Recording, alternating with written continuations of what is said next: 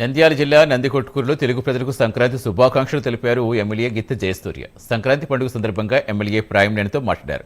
మన హృదయాల్లో ఆనందం, కృతజ్ఞతా భావాలు నింపే విశిష్టమైన పండుగ సంక్రాంతి అని తెలిపారు.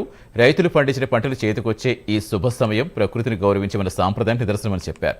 ప్రజలు భోగ భాగ్యాలతో, పాడి పంటలతో సుఖ సంతోషాలతో ఉండాలని కోరుకున్నారు. నందికొట్కూరు నియోజకవర్గ ప్రజలకు భోగి సంక్రాంతి కనుమ శుభాకాంక్షలు. ఎందుకంటే సంవత్సరంలో మొట్టమొదటిసారిగా వచ్చేటువంటి ఆంధ్రప్రదేశ్లో సంక్రాంతి పండుగ ఒకటి.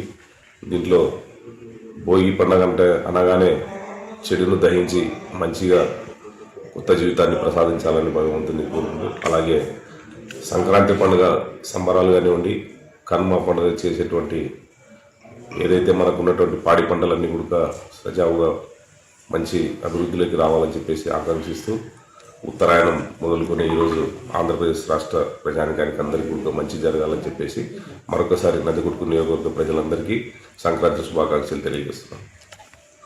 గిత్త జయసూర్య, నందికొట్కూరు ఎమ్మెల్యే. ప్రైమ్ 9 ప్రేక్ష